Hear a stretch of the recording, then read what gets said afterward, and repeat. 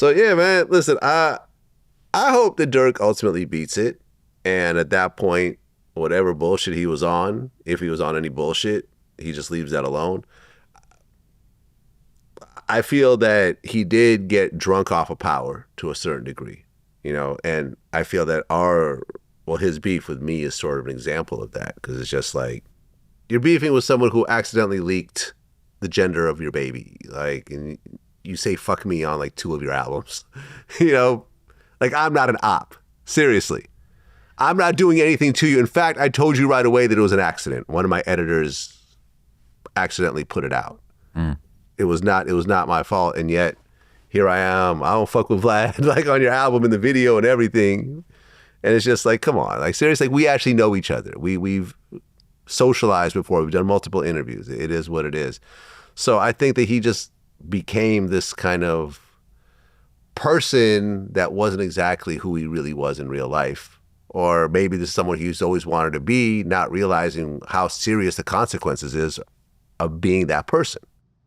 Yeah, I think it's really interesting because going drunk with power is a good way to put it. It's tricky because it's almost like sometimes I feel a little bit like, because I've studied Durk so closely, I've probably done, multiple videos. Last video I did on Durk, full-length video, was like 4 hours long. I dug into absolutely everything, right? And it's just almost like, for me, drunk with power is like, it's true, but it's like an understatement. They were saying in this new paperwork, and I didn't know this until the paperwork dropped, that he was apparently sending OTF members to go and kill O-Block members because they weren't sliding for Von. Now, okay, we'll see whether that's proven in court, but it's kind of like that mindset, like, I'm going to go and... He's so drunk with power, he's got all these hitters. People are begging him to let them go and kill people. But doesn't that just sound ridiculous when you just take a step back? Like, you're going to kill someone because they didn't kill for your friend who died? You're killing that person? Like, really? Out of all the people you could kill, and it's not like you have an unlimited supply of people you can kill. Every murder has extreme consequences of life in prison. So you're just killing your own people because they're not loyal enough? Like, this part just sounds a little ridiculous.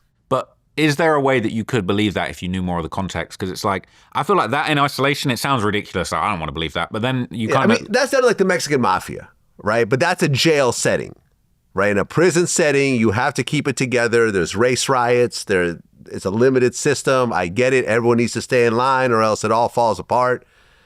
This guy's a multimillionaire.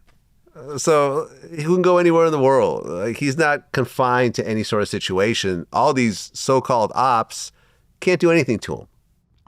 I mean, the thing is, though, I feel like, they said in the paperwork, they accused him of running OTF like the Mexican Mafia.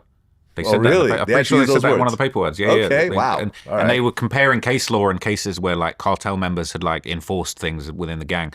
But I just think it's a bit more complicated than that. It sounds wild in isolation. Like, what, you're just going to kill O-Block members for not sliding?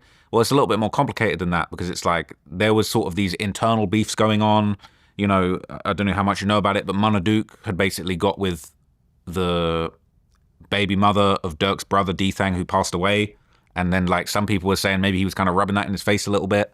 So it's like, it had gotten incredibly personal. And then you've kind of got these, like, O-Block guys that they're not really getting fed like the OTF guys, because King Von was the one, when King Von was getting the bag, he was feeding the streets, all the O-Block guys. They're saying that really all that money that he dished out, that's what let them get the FPG duck hit done, because it's like King Von was funding and managing the block so well that they was able to go and do all of this stuff. But it's like, then that money's getting cut off, then they're bitter, and then there's friction between OTF. So I feel like when you layer in all these like little squabbles that were going on, and then there's like sects within O-Block that aren't getting on with each other, and then there's other murders that are going on related to other things, FBG cash murders going on.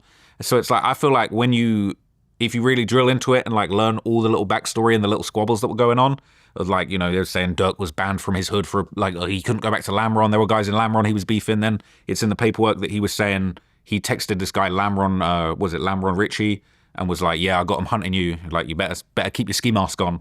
And so it's like, he got guys, his own original crew hood where he's from, that he's then beefing with, and they're saying, he's texting them saying, I got OTF hunting you right now. So it's like, I think his whole situation had gotten incredibly complicated. And like you say, drunk with power, I think it was to the point where he had, like, imagine this, man. It's like, I had my little altercation with Central C, everything was cool. But then afterwards, my security's kind of like, if it would have popped off, we would have got busy for you. And it's kind of like, cool.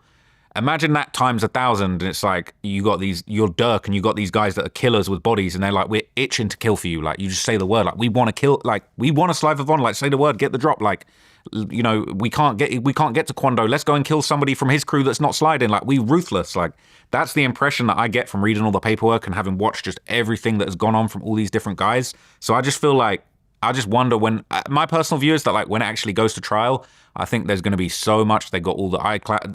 And this is the funny thing as well I want to address, because people are saying, oh, the state aren't going to use the iCloud messages from Durk. Everyone's saying that's a win.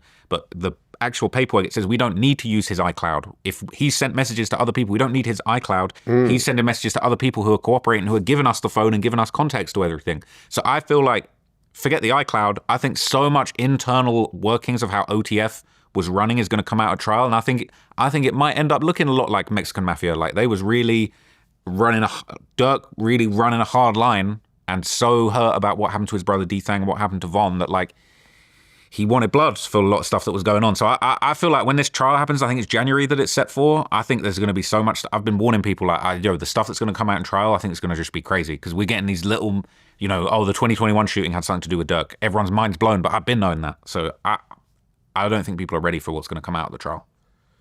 Well, yeah, and he can't really plead out.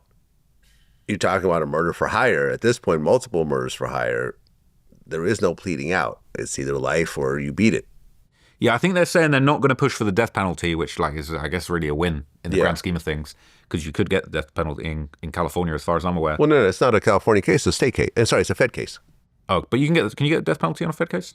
Believe so. Let me see. Because I remember they were trying to give Draco the rule of the death penalty, but that wasn't a Fed case. Yes, you can get the death penalty in a federal case, but it's only applicable for a limited number of serious federal crimes and requires specific circumstances. To pursue a death sentence, a prosecutor must file a notice of intent and prove the existence of at least one aggravating factor, such as committing murder during another serious crime or having a prior history of serious violent offenses.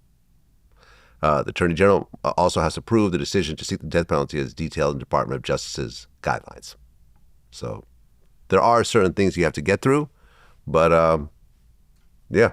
Yeah, as far as I'm aware, they're not pushing for that. I suppose they could reach and probably try and fit into one of those, but it's probably not worth it at that point.